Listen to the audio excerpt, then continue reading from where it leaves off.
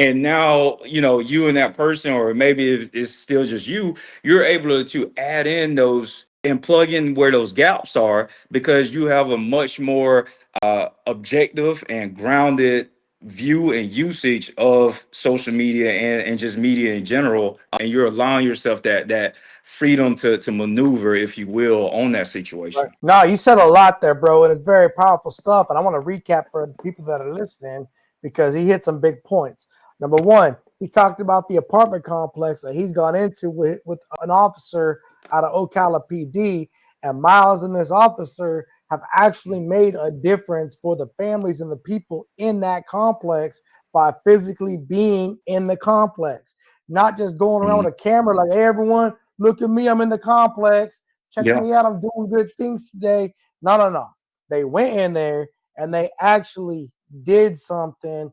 And then eventually it got reported on by some other energy because they Yeah. recognized the positive impact that they made.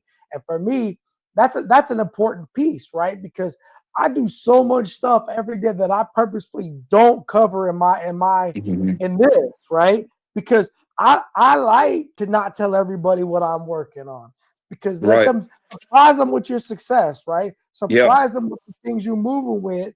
And so that way you got when I was on the ship, we had these radios, right? Radios. Mhm. I would purposefully leave my radio on my desk and I would get in trouble because they'd be like, Senior Chief, we've been calling you, sir.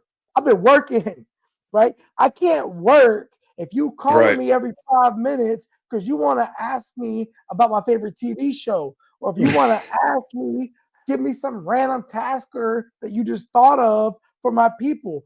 I got 80 something damage controlmen working for me. We got to keep the USS George Washington safe and ready to go to sea. I can't do all that answering the phone every 2 seconds because y'all always want to send me more emails, more messages, more whatever. And so I Yeah. would purposely put my radio to the side. And when I look at my devices now, it's the exact same thing. When I'm teaching Mhm. all these kids class at the school, I can't be worried about all the messages or all the videos or whatever it is. I'm teaching 6 periods a day. I'm actually leading 185 kids in a program that requires me to give them my attention. And oh, by Right. the way, I'm competing with their electronic devices. So Mhm. I want them to give me their attention. I should do the same thing, vice versa, right? Right. And let them understand that there's a time and there's a place and that you can use these for a lot of different things, but it's not meant to be a distraction from the real life you're going to be hopefully living and Right. invested in. Because, one thing we found out when I was in the military was people were mentally exhausted from their social media platform because they actually thought they were managing hundreds of relationships and Right. it was they not real, right? You don't even know if that's even the person on the other side of that phone. Like, how do you really know that's the one? And so we would go underway and they'd Mhm. be out of cell phone service. And these young people would go through withdrawals, right? They would go through withdrawals of being sad and being disappointed because they so used to checking. They get that dopamine hit, right? Yeah. Boom, I got follows, I got whatever.